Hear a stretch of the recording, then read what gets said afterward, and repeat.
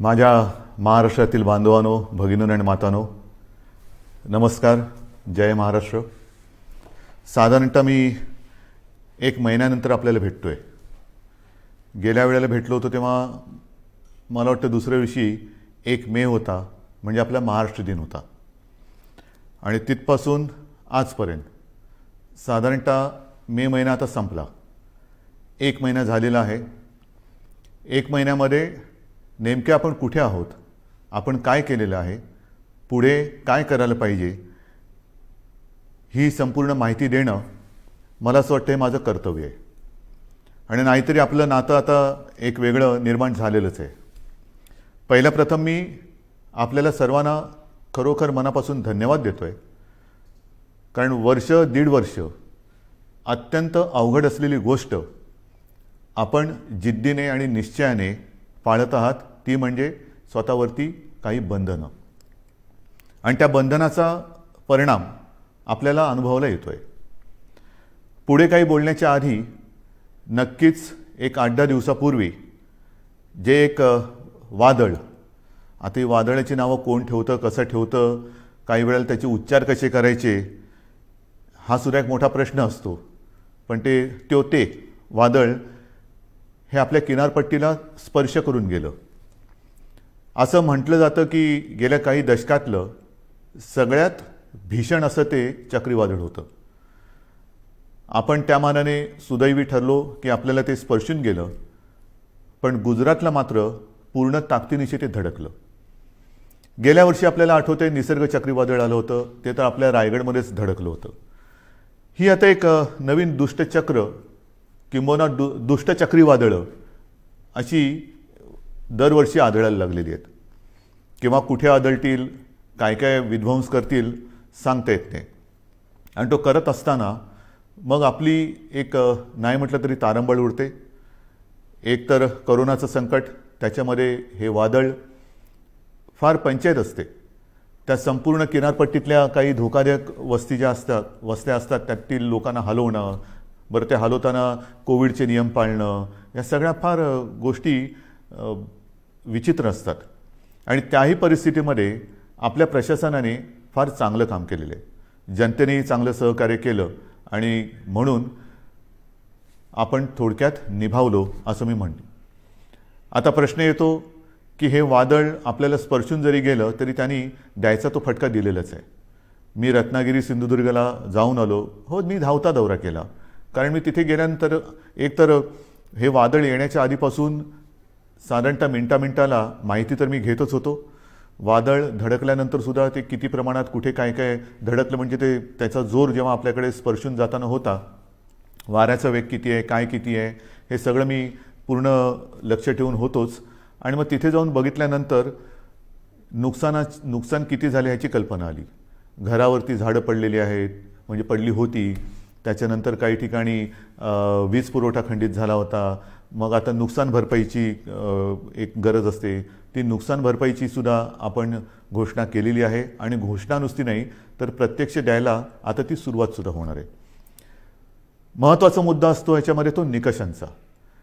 मधल्या काळामध्ये माननीय पंतप्रधानांसमवेत जी एक बैठक झाली होती, त्या बैठकीत मी सांगितलं होतं की अशा या आपत्त्या येतात. आपत्ती मागून आपत्ती कधीतरी येते, पण कधी अशी आपत्ती आली, हे चक्रीवादळ आलं, मग पूर येतो, अतिवृष्टी होते, दुष्काळ असतो, तेव्हा केंद्राचे काही निकष आहेत, ज्याला NDRF आणि SDRFच्या निकषाप्रमाणे मदत हे एक परिमाण मानलं जातं. मी त्याही वेळेला विनंती केली होती आणि आता पुन्हा करतोय की ते जे परिमाण आहे, निकष आहेत, ते आता बदलायला पाहिजेत. कारण आता ते थोडे अपुरे पडायला लागलेले आहेत.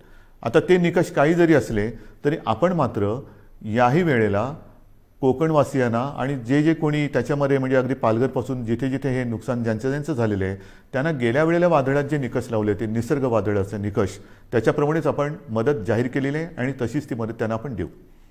हा झाला मुद्दा संकट आल्यानंतर करण्याच्या मदतीचा.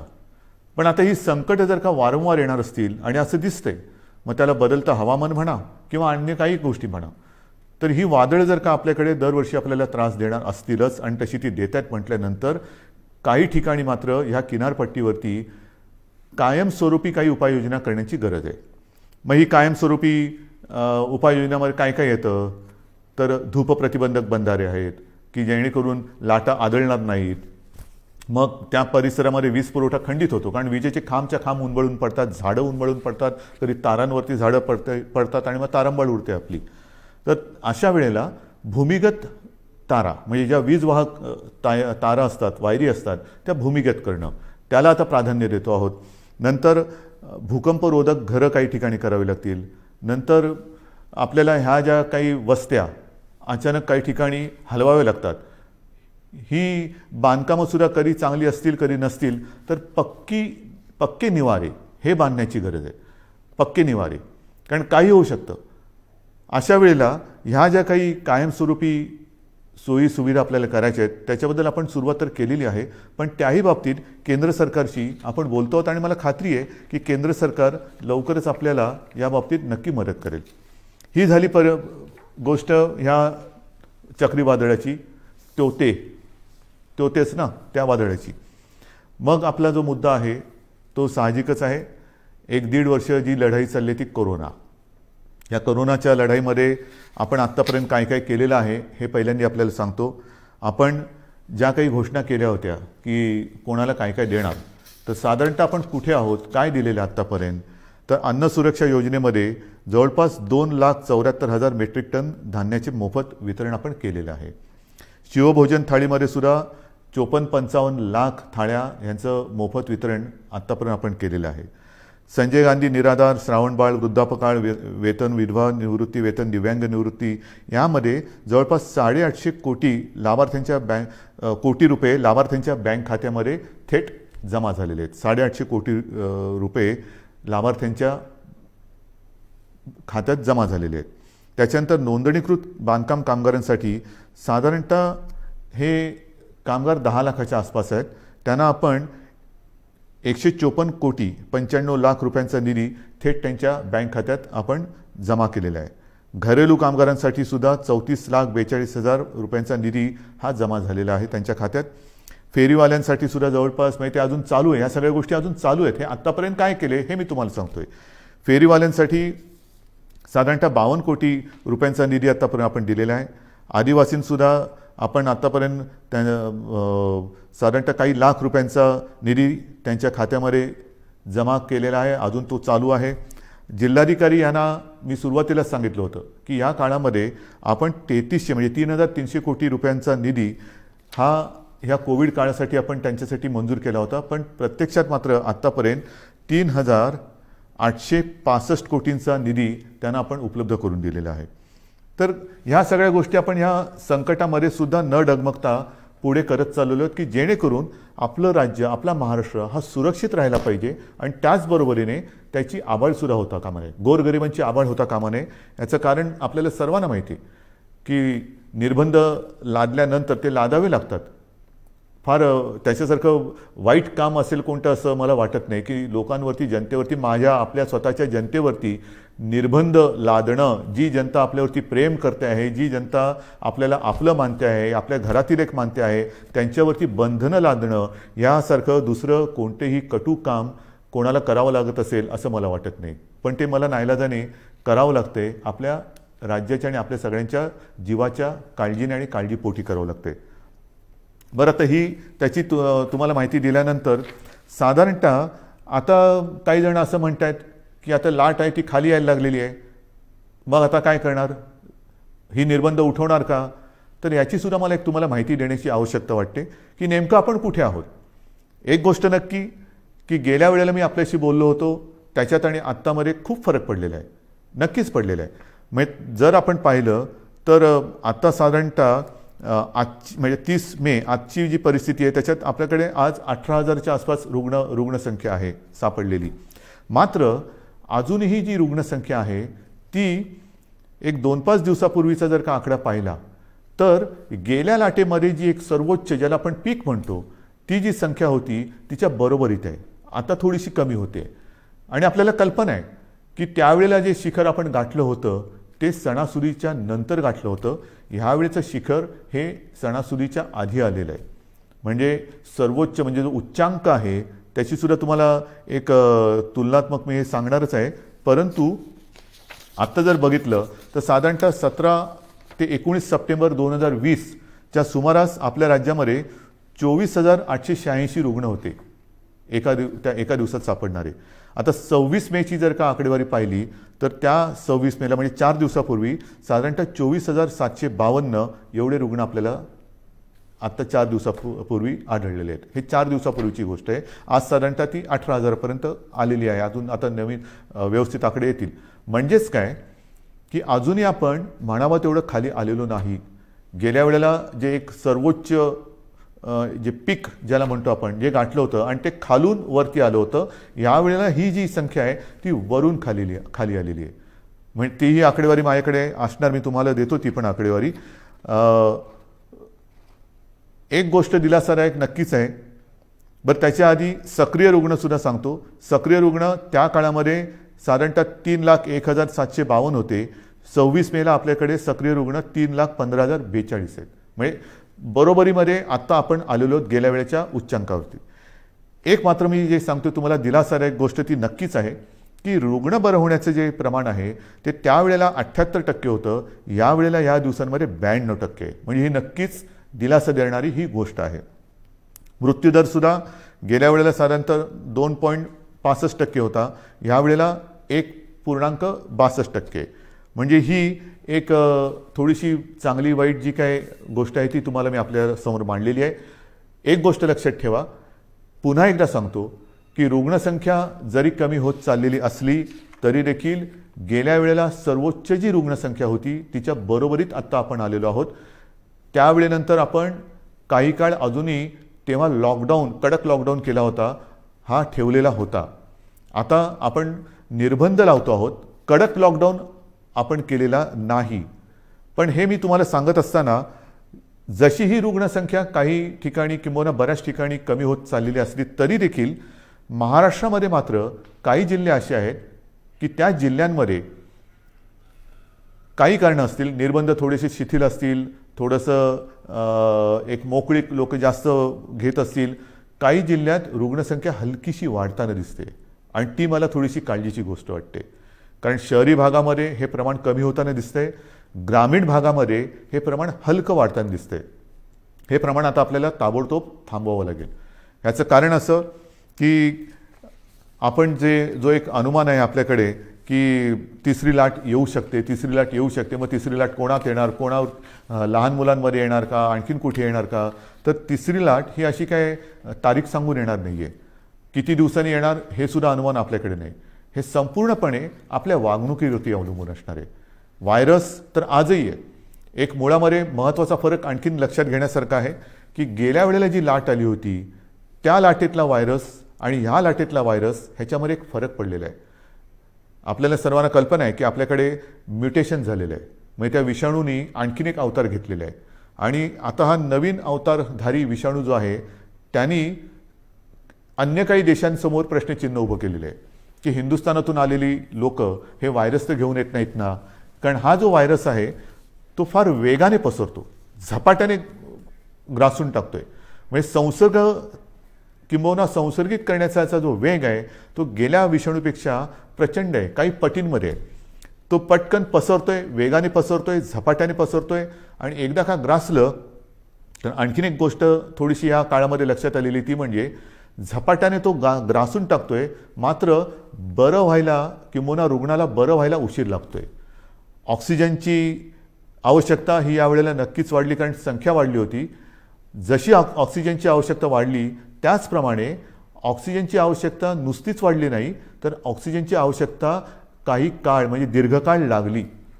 एखाद्या रुग्णाला ऑक्सिजनची आवश्यकता लागलीच तर काही जण सुदैवी आहेत ते पटकन त्यातनं निघाले बाहेर, पण काही जण हे ज्याला आपण लॉंग कोविड म्हणतो ते रुग्ण ह्यावेळेच्या लाटेमध्ये थोडे प्रमाणात गेल्या वेळेपेक्षा जास्त आढळत आहेत.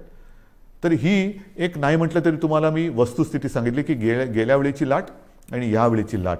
आता तिसरी लाट त्याच्याबद्दल मी तुम्हाला नंतर सांगणारच आहे. पण ह्या निमित्ताने आता मध्ये हा जो काही उतार आलेला आहे त्या उतारामध्ये आपल्याला गेल्या वेळेला असं वाटलं होतं की किती वाढले, हां ठीक आहे दिवसाला 24,000 सापडले होते ना, त्याच्यापेक्षा पण कितीतरी आपण बेड्स वाढवलेले आहेत. त्या बेडची पण संख्या माझ्याकडे आहे, मी तीही तुम्हाला तेव्हा सांगितली होती की साधारणतः आता टेस्ट करणाऱ्या ज्या प्रयोगशाळा आहेत ह्या अगदी सुरुवातीला 2-1 होत्या, ह्याही तुम्हाला माहिती आहेत. आता सुमारे 600च्या आसपास आपण प्रयोगशाळा संपूर्ण राज्यात, मग RT-PCR आहेत, रॅट आहेत, आणखीनही काही किट नवीन नवीन बाजारात येत आहेत. ही सगळी केंद्र किंवा प्रयोगशाळा पण चालू केलेल्या आहेत. ICU बेड्स वाढवलेले आहेत, ऑक्सिजन बेड्स वाढवलेले आहेत. साधारणतः गेल्या वेळेला 3,60,000 होते ते आता 4-4.5 लाखापर्यंत एकूण बेड्स गेलेले आहेत. हे जरी सगळं करत असलो तरी एका गोष्टीची आपल्याला फार आवश्यकता आहे आणि ती जेव्हा आता यावेळेला जाणवली ती म्हणजे ऑक्सिजन. मला अजूनही ते दिवस आठवले का घाम फुटतो. ऑक्सिजन आता काही तासापुरताच राहिलेला आहे. ऑक्सिजन केवळ आज रात्रीपुरताच राहिलेला आहे. अशी जेव्हा फोन हॉस्पिटलमधनं किंवा जिल्ह्यातनं येत होते तेव्हा संपूर्ण आपल्या प्रशासकीय यंत्रणेचे धाबे दणाणत होते. करायचं काय हा मोठा प्रश्न होता. ह्याचं कारण तुम्हाला सर्वांना मी मागेही सांगितलेलं आहे की आपल्या राज्यात ऑक्सिजन निर्मितीची क्षमता ही साधारणतः 1200 मेट्रिक टन आहे. 1200 ते 1250. आता आणखीन त्याच्यामध्ये काही जणांनी जसं काही साखर कारखान्याने ऑक्सिजन निर्मिती सुरू केलेली आहे, काही हॉस्पिटलमध्ये PSA प्लांट लागलेले आहेत. असे सगळे मिळून एक 1250 होतं तर 1300पर्यंत गेलेलो असू. पण प्रत्यक्ष आपल्याला यावेळेला ऑक्सिजनची आवश्यकता लागली ती 1700 मेट्रिक टन दर दिवसाला. म्हणजे आपण निर्मिती करत होतो 1200, त्याच्यामध्ये 500 अधिक लागले. बरं, या 1200मध्ये आपण उद्योगाचा ऑक्सिजन, ज्या उद्योगाला ऑक्सिजनची आवश्यकता लागते तो ऑक्सिजन पूर्ण बंद करून संपूर्ण ऑक्सिजन आरोग्यासाठी आणि या रुग्णांसाठी वापरला. तोही कमी पडला आणि मग मात्र जी काय आपली तारंबळ उडाली होती ही जामनगरमधनं मागो, भिलईतून मागो, रूरकेलामधून मागो, म्हणजे काही शेकडो ते काही हजारो किलोमीटर अंतरावरून आपल्याला ऑक्सिजन आणावा लागत होता. आजही तो आपण आणतो आहोत तसं पाहिलं तर. आणि आपल्याला कल्पना आहे, आपण बातम्यात पाहिलं असणार की इथून रिकामे टँकर्स हे केंद्राच्या मदतीने एअरलिफ्ट करून ते जे ऑक्सिजन प्लांट बाहेरच्या राज्यात आहेत तिथे नेत होतो आणि ते भरल्यानंतर मात्र आपल्याला ते रस्त्याने किंवा ट्रेनने आणावे लागत होते. ही संपूर्ण जी काय यातायात होती हे कशी आपण निभावून नेली ती त्या सगळ्या प्रशासकीय यंत्रणेचं एक कौतुक करावं लागेल. ऑक्सिजन ऑडिट करून ऑक्सिजनची गळती म्हणजे अतिरिक्त ऑक्सिजन जिकडे वापरला जात होता त्याच्यावरती निर्बंध आणले. हे सगळं फार तारेवरची कसरत होती. आणि मग माझ्या मनामध्ये आहे ते हेच आहे की जर का आत्ताचा जो अवतार बदललेला विषाणू आहे तो अजूनही पूर्ण त्याला आपण काबूत आणलेला नाही. गेल्या वेळेच्या उच्चांकाच्या बरोबरीने आज आपली रुग्णसंख्या आहे. यावेळेला तो जर का सुटला आणि काही पटीत आलेली लाट होती, म्हणजे यावेळेला साधारणतः तुम्हाला कल्पना आहे 66-67 हजार रुग्ण हे दर दिवशी आढळत होते. म्हणजे गेल्या वेळेला 24,000 होते, यावेळेला 66-67 हजार दर दिवशी रुग्ण आपल्याला आढळत होते, पॉझिटिव्ह रुग्ण आपल्याला सापडत होते. हा आता विषाणू जर का सुटला आणि पुन्हा तशा ह्याच्यात तिसरी लाट आली तर बाकी सगळं बेड्स वगैरे आपण वाढू, डॉक्टरची कमतरता ही तशीच असणार आहे. ऑक्सिजनची कमतरता पडली तर मग मात्र आपल्याला फार कठीण जाणार आहे. त्याच्यामुळे ह्या काही गोष्टी ह्या आपल्याला लक्षात घेऊन पुढची पावलं ही खूप सावधतेने टाकावी लागणार आहेत. बरं, हे कमी पडते की काय म्हणून ते आता नवीन आलेलं आहे म्युकॉरमायकोसिस, काळी फंगस. ही काळी जादू माहिती होती, काळी विद्या माहिती होती, आता काळी फंगस आलेली आहे. म्हणजे बुरशीसुद्धा, काळी बुरशी, म्युकॉरमायकोसिस. आता हा सुद्धा जो प्रकार आहे त्याच्यावरती सुद्धा साधारणतः आपल्या राज्यात 3-1 हजार रुग्ण त्याचे आहेत. ही काही साथ नाही आहे, पण त्याची कारणं ही सुद्धा आपल्या लक्षात आलेली आहे. आपल्या टास्क फोर्समध्ये त्यातले सुद्धा तज्ज्ञ डॉक्टर, मी गेल्या वेळेला सांगितलं आपल्या ठाण्याचे आशिष भूमकर, डॉक्टर आशिष भूमकर, त्यांचा समावेश केलेला आहे. असे त्या विषयातले तज्ज्ञ डॉक्टर आपण वेळोवेळी या टास्क फोर्समध्ये घेतो आहोत, त्यांचं मार्गदर्शन घेतो आहोत आणि उपाययोजना, उपचार पद्धती कशी असायला पाहिजे, कशामुळे म्युकॉरमायकोसिस होतो. तर एक जे कारण त्यांनी सांगितलं ते म्हणजे साधारणतः या कोविडच्या काळात, म्हणजे ज्याला कोविड होतो, कोरोना होतो, त्या रुग्णामध्ये साखरेचं प्रमाण वाढतं. हा कोरोनाचा एक कदाचित साईड इफेक्ट असेल. आणि साखरेचं प्रमाण वाढलं असताना जर जास्त प्रमाणात आणि जास्त काळासाठी स्टिरॉइड दिलं गेलं तर मात्र म्युकॉर तर हवेमध्ये आहे, ही फंगस तर हवेमध्ये आहे, तर त्याच्यामध्ये आपल्या रक्तात जे फ्री आयन तयार होतं ते त्याला आकर्षित करतं आणि तिथून म्युकॉरमायकोसिसला सुरुवात होते. मग हे कारण त्यांनी सांगितलं. आणखीन काही कारण आहे का? आणखीन काय करू शकतो. तर ह्या सगळ्या गोष्टी आपण डॉक्टरना सांगतो आहोत. याच्यामध्ये आणखीन एक गोष्ट नव्याने आपण केलेली आहे, ती म्हणजे नवीन एक संकल्पना मी मांडली आणि तिला ते यश येते. माझा डॉक्टर. माझा डॉक्टर. माझा डॉक्टर म्हणजे काय, आपल्याला सर्वांना माहिती आहे की आपल्या कुटुंबाला एक फॅमिली डॉक्टर असतो. काही सर्दी खोकला वगैरे काही झालं तरी आपण पटकन, डॉक्टर मला जरा खोकला आलाय काय करू, डॉक्टर मला कालपासून असंच होते काय करू. हा माझा डॉक्टर हा एक असतो. आणि ह्या डॉक्टरना आपल्या कुटुंबातील जवळपास सर्व सदस्यांच्या तब्येतीची एक माहिती असते. कोणाला कसली ॲलर्जी आहे, कोणाला काय होतं, काय औषध दिलं तर काय त्याला चालतं, काय दिलं तर चालत नाही. त्या डॉक्टरना मी आवाहन केलं. जवळपास काही हजार डॉक्टर, म्हणजे सगळे जर का पकडले तर लाखाच्या आसपास डॉक्टर्स, त्यांच्याशी जसा मी आपल्याशी संवाद साधतोय तसा संवाद त्यांच्याबरोबर साधला आपल्यासोबतच्या तज्ज्ञ डॉक्टरांना घेऊन. आणि हे सगळे वाड्या वस्त्यांमधले डॉक्टर आहेत, पाड्यांमधले डॉक्टर आहेत, अगदी आपल्या गल्लीतले डॉक्टर असतील, आपल्या सोसायटीमधले डॉक्टर असतील. ह्या सगळ्या डॉक्टरना मी आता आवाहन केलं. त्यांनीसुद्धा प्रतिसाद दिलेला आहे. ह्याचं कारण असं की आता पावसाळा येतोय. पावसाळ्याचे साथीचे आजार ते तर आहेत आणि त्याच्यात कोरोना. तुम्हाला कल्पना आहे की लक्षणं तीच आहेत. सर्दी खोकला ताप, घसा बसणं, घसा दुखणं, इतर पोट बिघडणं. आता हा नेमका रुग्ण ओळखणं हे फार मोठं काम आहे. कोविड आणि नॉन कोविड. पहिल्यांदा आपण कोणाकडे जातो, माझ्या डॉक्टरकडे, आपला डॉक्टर. आणि ह्या डॉक्टरची भूमिका आहे फार मोलाची आहे. कारण दोन गोष्टी आपल्याला आढळल्या की काही म्हणजे 70-75% कोविडग्रस्तांना कोणतीही लक्षणं नसतात. चांगली गोष्ट आहे. आणि तरी देखील कोविड पॉझिटिव्ह आहे म्हणून घाबरून अशी लोक हॉस्पिटलमध्ये जातात. मग आपण असं म्हणतो की अरे ह्यांना खरंच काही गरज नाही आहे. काही वेळेला तर कसल्या औषधाची गरज नसते. काही लोक असेच बरे होतात. पण ती लोक, असे रुग्ण हॉस्पिटलमध्ये बेड्स घेऊन बसतात आणि ज्यांना गरज असते त्यांना बेड्स मिळत नाहीत. मग आपण त्यांना विनंती करतो की ताई, दादा, कोणी असतील, काका, तुम्हाला हॉस्पिटलमध्ये राहण्याची गरज नाही हो. तुम्ही घरच्या घरी जर शक्य असेल तर विलगीकरणात राहा की जेणेकरून तुमच्या कुटुंबियांना कोरोनाचा त्रास होणार नाही. पण जर का नसेल तर मग आपलं सरकारी जी काही क्वारंटाईनची सोय केलेली आहे त्याच्यामध्ये राहा. मात्र हॉस्पिटलमध्ये तुम्हाला राहण्याची गरज नाही. मग हे एका बाजूला असताना दुसऱ्या बाजूला आपण काही वेळेला म्हणतो की अरे मृत्यूदराचं काय, मृत्यूदर कसा कमी करायचा. मग त्याचं कारण असं येतं की रुग्ण उशिरा हॉस्पिटलमध्ये आला, घरच्या घरी त्याने अंगावर काढलं, दुर्लक्ष केलं, आला तो सिरियस झाला होता, त्याला आपण वाचू शकलो नाही. आणि मग तिथे ही महत्त्वाची भूमिका ही ह्या कुटुंबाच्या डॉक्टरनी करायचं आहे, माझ्या डॉक्टरनी, की हे नेमकं ओळखायचं कसं. त्याला औषधं देताना कोणती औषधं द्यायची, कोणाला कोणती औषधं देण्याची गरज आहे, अनावश्यक अनाठई आणि औषधांचा अतिरेक टाळा, हे सर्व तज्ज्ञ डॉक्टरांचं म्हणणं आहे. कारण नसताना औषधं देऊ नका, आवश्यकतेनुसारच औषधं द्या.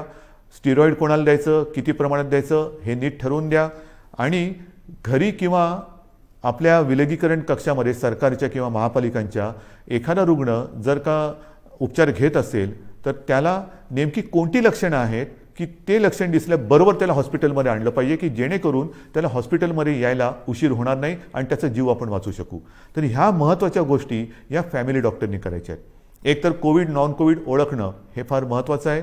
ते ओळखल्यानंतर कोविड रुग्ण असेल, त्याच्या घरामध्ये विलगीकरणाची सोय नसेल तर त्याला सांगितलं पाहिजे की तू कोविडग्रस्त आहेस, तू या इकडे राहा. आणि मग त्याला औषधं देण्याची जबाबदारी आणि ही लक्षणं ओळखण्याची एक जबाबदारी ही या डॉक्टरने करायची. आणि मला खात्री आहे की ज्या पद्धतीने या सर्व डॉक्टरांनी प्रतिसाद दिलेला आहे तो प्रतिसाद पाहिल्यानंतर कोविडचं युद्ध आपण नक्कीच जिंकू शकतो, नक्कीच जिंकू शकतो. आता तिसरी लाट ही जी काही येणार म्हणतो आहोत, काही जणांचं म्हणणं असं आहे की जर का वयाप्रमाणे म्हटलं तर पहिली लाट ही ज्येष्ठ नागरिकांमध्ये आली, दुसरी लाट ही युवा ते मध्यम वयीन नागरिकांमध्ये आली, तर वयोमानाप्रमाणे म्हटलं तर कदाचित तिसरी लाट ही बालकांमध्ये येऊ शकेल. आणि मग काय करायचं. काही जणांचं म्हणणं आहे की तसं बालकांमध्ये येण्याचं कारण नाही, पण आली तरी घाबरण्याचं कारण नाही आहे, कारण बालकांमध्ये मुळामध्येच रोगप्रतिकारक शक्ती ही आपल्यापेक्षा जास्त असते. मात्र एक गोष्ट लक्षात घ्या की लहान मुलांमध्ये साथ ही येणार नाही, येऊ नये, येणारच नाही ही माझी प्रार्थना आहे. पण ती आलीच तर ती आपल्याच माध्यमातून येणार आहे. जशी आपण एक काळजी घेत होतो की आपल्यामुळे आपल्या घरातील ज्येष्ठांना ह्याचा संसर्ग होऊ नये, तशीच काळजी आता आपण घ्यायला पाहिजे की आपल्यामुळे आपल्या घरातील लहान मुलांना ह्याचा संसर्ग होता कामा नये. तर ही जर का काळजी आपण घेतली तर मला असं वाटतं आपण आपल्या बालकांना आणि आपल्या घराला सुरक्षित ठेवू शकतो.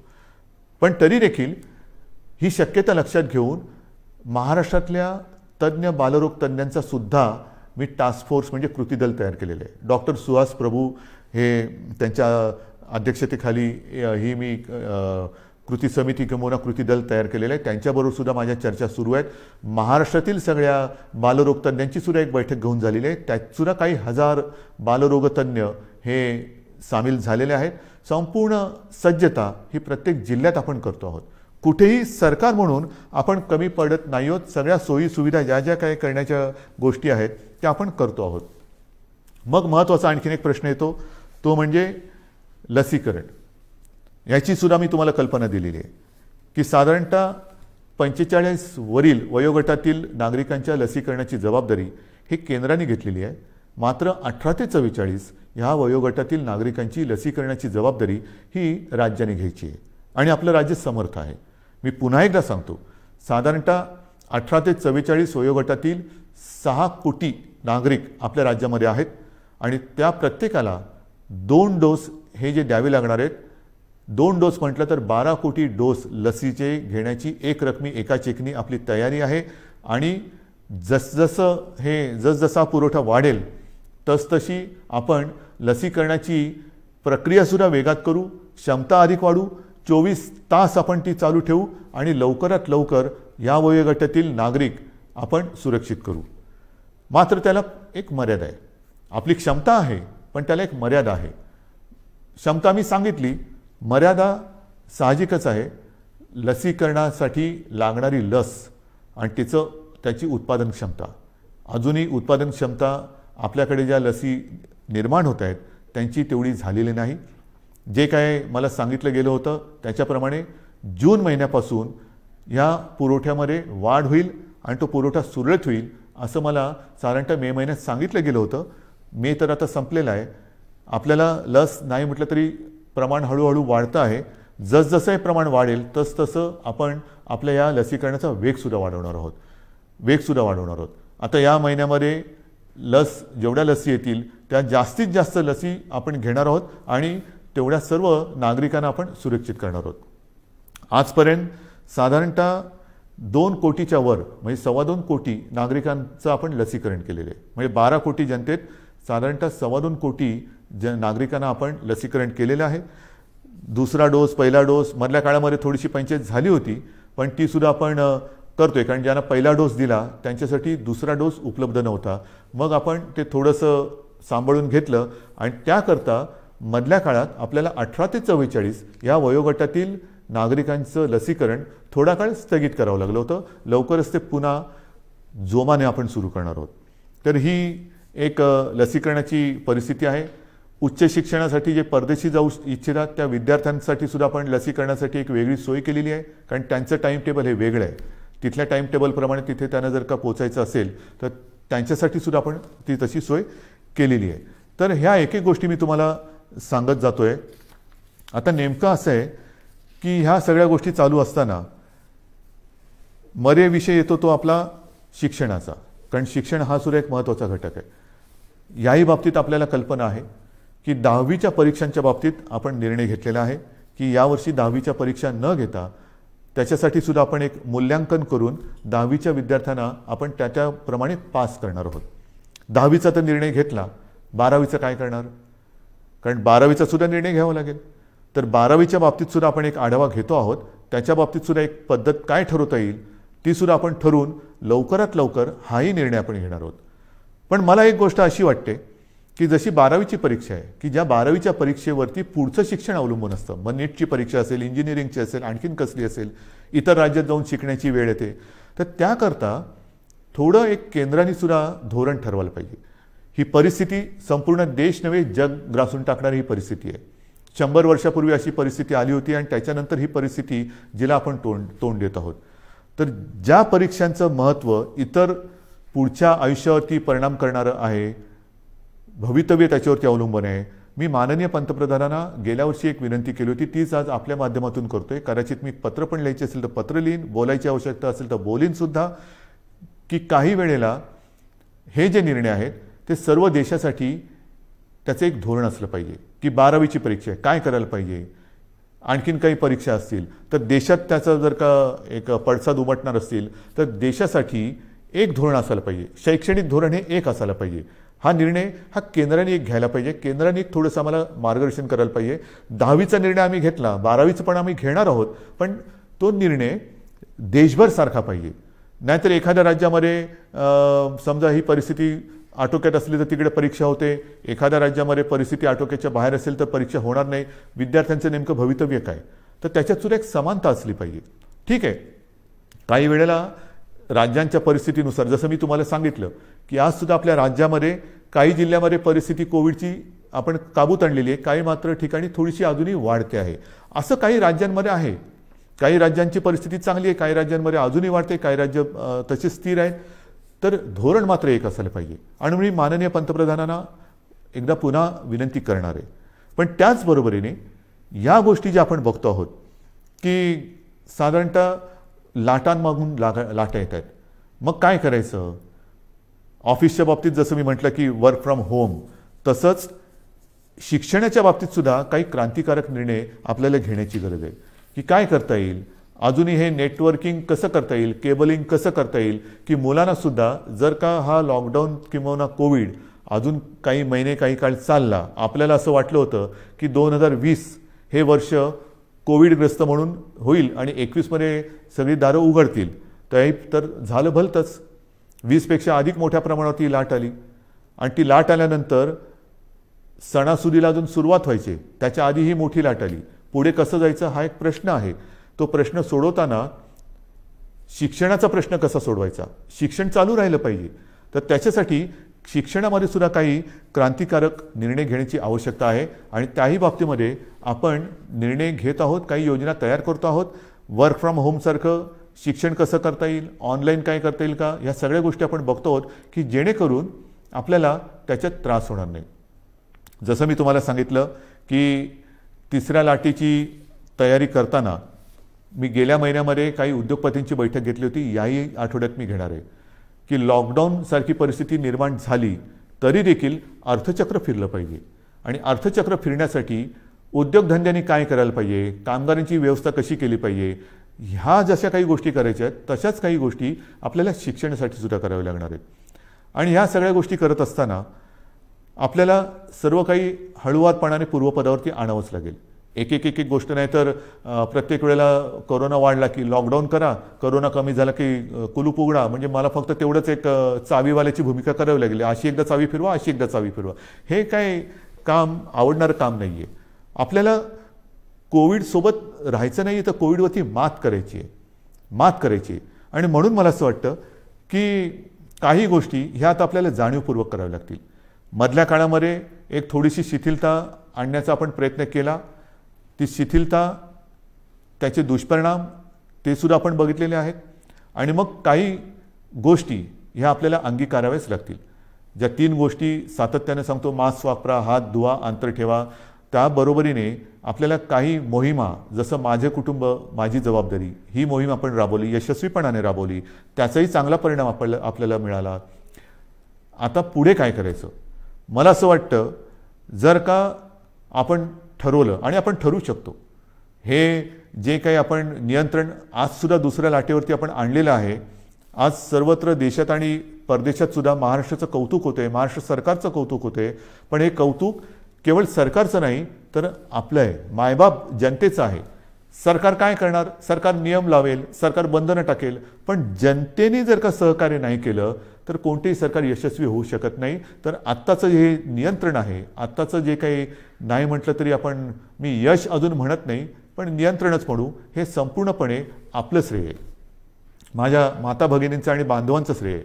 आपण सहकार्य केलं नसतं तर कोविडचा लढा आज दुसऱ्या वेळेला आपण काबूत आणू शकलो नसतो. अजून तो संपलेला नाही, पण मला खात्री आहे तुम्ही जिद्दी आहात, तुम्ही लढवई आहात. तुम्ही एकदा जर का मनात आणलं तर ते तुम्ही करू शकता. आणि म्हणून मी तुम्हाला एक गोष्ट आणखीन सांगणार आहे की की जसं माझे कुटुंब माझी जबाबदारी आपण एक मोहीम राबवली, मी जबाबदारी मोहीम राबवली, तसं जर का प्रत्येकाने ठरवलं, कारण मी आपल्याला बोललोच की आता शहरी भाग आणि ग्रामीण भाग, ग्रामीण भागामध्ये ही लाट वाढते आहे, थोडं लाट म्हणजे वाढ, थोडीशी रुग्ण वाढ होते. शहरांमध्ये आता नाही म्हटलं तरी बऱ्यापैकी नियंत्रणात आहे, पण शहरं काय आणि गाव काय, प्रत्येकाने जर का ठरवलं की मी माझं गाव कोरोनामुक्त करीन, कोरोनामुक्त गाव आपण नाही करू शकत. कोरोनामुक्त गाव जर प्रत्येक नागरिकाने जर ठरवलं की माझं घर मी कोरोनामुक्त ठेवीन, माझं घर कोरोनामुक्त, सगळ्यांनी ठरवलं माझं घर कोरोनामुक्त, तर ती वस्ती कोरोनामुक्त झाली. सर्व वस्त्यांनी जर ठरवलं की आपण कोरोनामुक्त राहायचं, गाव कोरोनामुक्त झालं. गावाने सर्व ठरवलं तालुका कोरोनामुक्त होणार, जिल्हा कोरोनामुक्त होणार, सर्व राज्य कोरोनामुक्त होईल. आणि होऊ शकतं, झालेलं आहे. माझ्यासमोर आता 3 नावं आहेत. एक तर आपल्याला सर्वांना कल्पना आहे, आपले पोपटराव पवार, हिवरे बाजार, त्यांनी त्यांचं गाव कोरोनामुक्त केलेलं आहे. त्याचबरोबरीने 2 तरुण मुलं आहेत, मला कौतुक आहे त्यांचं, नवीन सरपंच आहेत. एक आहे ऋतुराज देशमुख, सरपंच घाटणे, तालुका मोहोळ, आणि दुसरी आहे कोमलताई करपे, ह्या सुद्धा आंत्रोळी तालुका दक्षिण सोलापूरच्या. ह्या तिघांनी म्हणजे पोपटराव पवारांनी तर केलंच, पण ह्या दोघांनी 2 तरुण मुलं आहेत, ह्या दोघांनी आपापलं गाव कोरोनामुक्त केलं आहे. मग ही मुलं करू शकतात तर आपण नाही करू शकत. आजपासून आपण निश्चय केला पाहिजे की गाव कोरोनामुक्त करायचं, कोरोनाला थारा द्यायचा नाही. संपूर्ण सरकारी यंत्रणाही तुमच्यासोबत आहे. ज्या ज्या काही गोष्टी केल्या मी या तिघांशी बोलणार आहे, पोपटरावांशी बोलणार आहे, ऋतुराजशी बोलणार आहे आणि कोमलताईशी सुद्धा बोलणार आहे की काय नेमकं तुम्ही केलं. आणि जर शक्य असेल तर मी एकदा जसं मी आज तुमच्याशी बोलतोय फेसबुकवरनं, तसं या तिघांनाही तुमच्याशी बोलायला लावणार आहे. मी आपल्या राज्यातल्या सर्व सरपंचांना सांगतोय की या 2 सरपंचांनी जर त्यांचं गाव कोरोनामुक्त करू शकले तर आपण आपलं गाव का नाही कोरोनामुक्त करू शकत. आणि हा निश्चय जोपर्यंत आपण करत नाही तोपर्यंत ही नुसती उघडझाप जशी ती गेलेली ट्यूबलाईट, कधी उघडझाप कधी पेटते, कधी बंद होते, कधी पेटते, ही अशा ट्यूबलाईटसारखं नको. आपल्याला लख्ख प्रकाश टाकायचं आहे. जे काय करायचं ते लख्ख प्रकाशात करायचं. तर आपल्याला कोरोनामुक्त गाव ही मोहीम आजपासून आता राबवायची. माझं घर कोरोनामुक्त पाहिजे, माझी वस्ती कोरोनामुक्त पाहिजे, माझं गाव कोरोनामुक्त पाहिजे, जिल्हा कोरोनामुक्त पाहिजे, आणि सर्व जिल्हे कोरोनामुक्त झालं तर माझा महाराष्ट्र कोरोनामुक्त होणार आहे. आणि मग महाराष्ट्राचं उदाहरण इतर राज्यांनी घेतलं तर देश कोरोनामुक्त होणार आहे. सुरुवात कोणीतरी करायला पाहिजे, ती सुरुवात महाराष्ट्राने करायला पाहिजे. कारण दरवेळेला आपण म्हणतो की महाराष्ट्र हा देशाला दिशा दाखवतो, ही दिशा आता दाखवण्याची वेळ आलेली आहे. गाव आपल्याला कोरोनामुक्त हे करावंच लागेल. आणि हे मला खात्री आहे की आपण केल्याशिवाय राहणार नाही. आज मी आपल्याशी बोलताना पावसाळा तोंडावर आहे, कृषीचा हंगाम सुरू होतोय. हंगाम सुरू होतं म्हटल्यानंतर मला तमाम शेतकरी दादांना सांगायचे की गेल्याही वर्षी महाराष्ट्राच्या अर्थव्यवस्थेला तुम्ही मोठा हातभार लावलेला आहात. शेती आणि शेतीविषयक सगळे व्यवहार हे आपण थांबू दिले नव्हते, याही वेळेला थांबू देणार नाही आहोत. मग तुमचे बियाण्यांची दुकानं असतील, खतापाण्याची दुकानं असतील, इतर अवजारांची दुकानं असतील, तीसुद्धा आपण, इतर काही दुकानं आपल्याला बंद ठेवावी लागली तरी ही दुकानं आपण बंद ठेवणार नाही आहोत. मात्र त्याला थोडंसं एक वेळेचं बंधन ठेवावं लागणार आहे. पण हे करताना कृपा करून गर्दी होऊ देऊ नका. एकतर स्वतः तोंडाला मास्क लावा. ह्या हंगामामध्ये मग नांगरणी असेल, पेरणी असेल, अमुक असेल, तमुक असेल, मग उद्या कापणी होईल, अमुक होईल, मग शेतमजूर इकडे तिकडे यायला जायला लागतील. पण ही सगळी जी वर्दळ आहे ती वर्दळ करताना कोरोनाविषयक ज्या काही नियमावली आहेत त्या कृपा करून पाळा. कारण आपण केवळ राज्याचेच नव्हे तर देशाचे अन्नदाते आहेत. आणि अन्नदात्याचं जर का आरोग्य बिघडलं तर देशाचं आरोग्य बिघडलं.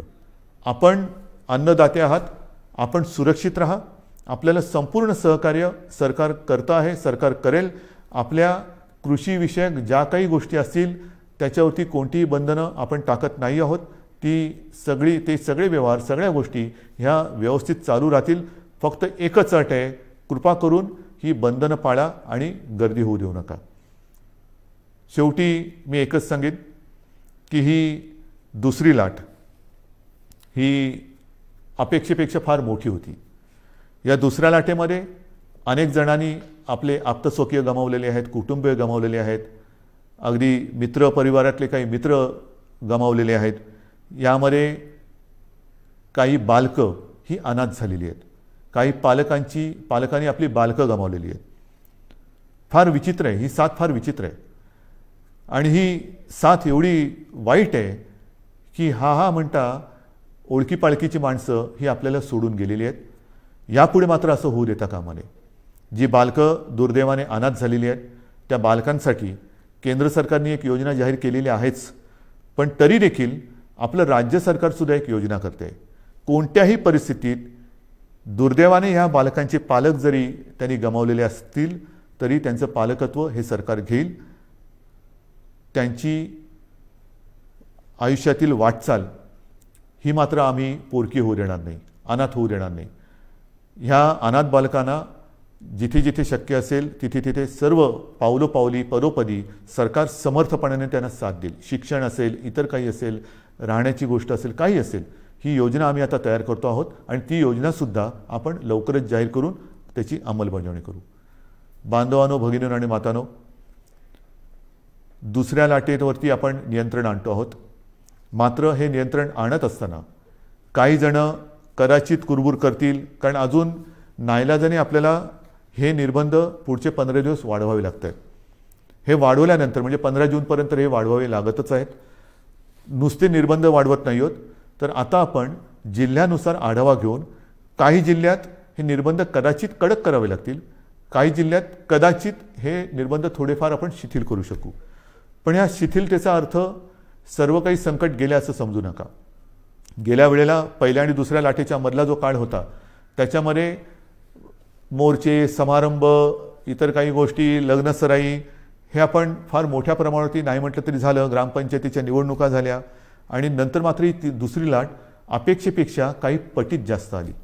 आता हळूहळू काही लोक तयार सुरू होतील की हे उघडा ते उघडा, अमुक नाही केलं तर आम्ही रस्त्यावरती उतरू, मग आम्ही करोना बिरोना काय बघणार नाही, हे उघडलं नाही तर आम्ही तसं करू. त्यांना मी सांगतोय, कृपा करून तुम्ही ह्या गोष्टी अशा करू नका. मला पूर्णपणे माहिती आहे की हे संकट फार विचित्र आहे, पण नुसतं हे संकट आता कमी झाले म्हणून घाईगर्दीने रस्त्यावरती उतरू नका. कारण जर का रस्त्यावरती उतरणार असाल तर मी म्हणेन कोरोना योद्धे म्हणून उतरा, कोरोना दूत म्हणून उतरू नका. जरा सरकारला तुम्ही जर का असं सांगणार असाल की अमुक नाही केलं तर आम्ही रस्त्यावरती उतरू, तर मला नम्रपणाने सांगायचं आहे की कोरोनाची साथ हा सरकारी कार्यक्रम नाही, ही सरकारी योजना नाही. कोरोनाची साथ ही सरकारी योजना नाही की जिच्या विरोधासाठी तुम्ही रस्त्यावरती उतरावं. तर तो जर का आपला गैरसमज असेल तर तो कृपा करून आपल्या मनातून काढून टाका. तो जर का आपला संभ्रम असेल तर मनातून काढून टाका. दुर्दैवाने आपल्या आजूबाजूला बघा, ज्या घरामध्ये काही बालकं अनाथ झालेत, काही पालकांची मुलं गेलेली आहेत, हे निर्बंध तर आपण उठवणार आहोतच, पण निर्बंध उठवल्यानंतर सुद्धा घरातील कर्ता गमावलेले आहे त्या कुटुंबाकडे सुद्धा आपल्याला लक्ष द्यावं लागणार आहे. तर हे रस्त्यावरती उतरणं म्हणजेच तिसऱ्या लाटेला आमंत्रण देणं आहे. तर त्या तिसऱ्या लाटेचे आमंत्रक आपण होऊ नका. तिसऱ्या लाटेचे निमंत्रक आपण होऊ नका. कारण माझ्यासमोर संपूर्ण महाराष्ट्रातल्या जनतेच्या जीवनाचा प्रश्न आहे, आयुष्याचा प्रश्न आहे. मी पुन्हा एकदा सांगतो, हे निर्बंध लादणं यासारखं कटू काम दुसरं कोणतं असूच शकत नाही. पण मात्र हे आपल्या आरोग्य व्यवस्थेचं प्रमाण बघून आपल्याला या गोष्टी कराव्या लागतात. अजूनही ऑक्सिजनची व्यवस्था आपण वाढवतोय. मिशन ऑक्सिजन हा एक कार्यक्रम घेतला आहे, जरूर घेतला आहे. काही ठिकाणी आपण प्लांट्स लावायला सुरुवात केलेली आहे, पण छोटे, मध्यम आणि मोठे असे प्लांट लावायला साधारणतः 3 महिने ते 18 महिन्यापर्यंत हा कालावधी लागू शकतो आहे. तो लक्षात घेता आपल्याला फार हळुवारपणाने एक एक गोष्टी ह्या उघडत जाव्या लागणार आहेत. आणि म्हणून आजपर्यंत आपण जसं सहकार्य केलं तसंच सहकार्य साहजिकच आहे. हे आपल्यासाठी, आपल्या प्रियजनांसाठी, आपल्या मित्रपरिवारासाठी, आप्तसोक्यांसाठी हे मला अपेक्षित आहे. मी अधिक नुसतं निर्बंध लादायचे म्हणून लादणाऱ्यातला नाही, हे पुन्हा एकदा नम्रपणाने सांगतो. मात्र काही वेळेला हा बदललेला विषाणूचा अवतार बघून आपल्याला फार हळुवारपणाने निर्बंध उघडावे लागतील. विशेष म्हणजे तिसरी लाट जर का काही तज्ज्ञांच्या मते मुलांमध्ये येणार असेल तर पुन्हा हा काळ शाळा सुरू होण्याचा आहे. हाही एक विचार आपल्याला करावा लागणार आहे. या सगळ्या गोष्टीचा विचार करून तिसऱ्या लाटेचा प्रभाव किंबहुना तिसरी लाट येऊच नये त्याच्यासाठी प्रयत्न करणं गरजेचं आहे. आणि मला खात्री आहे, मी पुन्हा एकदा सांगतो की करोनामुक्त गाव ही योजना जर का आपण सफल केली तर तिसरी लाट आपण येऊच देणार नाही. कारण 2 वेळा आपण हे करून दाखवलेलं आहे. पहिली लाटसुद्धा आपण नियंत्रणात आणून दाखवली, दुसरी लाटसुद्धा आपणच नियंत्रणात आणून दाखवली. आता 2 वेळेचा अनुभव लक्षात आल्यानंतर काय केल्यानंतर काय होतं, त्याच्यामुळे काय करावे आणि काय करू नये हे आपल्याला चांगलं कळलेलं आहे. आणि ते कळल्यानंतर मला खात्री आहे सगळ्यांनी जर का जिद्दीने ठरवलं की माझं घर मी करोनामुक्त करेन, माझं गाव मी करोनामुक्त करेन, माझं जिल्हा करोनामुक्त करेन, माझं राज्य करोनामुक्त करेन, हा जर का निर्धार आपण केला तर तिसरी लाट आपण येऊ देणार नाही आणि ती येऊ देऊ नका अशी एक विनंती करून तूर्त मी आपली रजा घेतो. धन्यवाद. जय हिंद, जय महाराष्ट्र.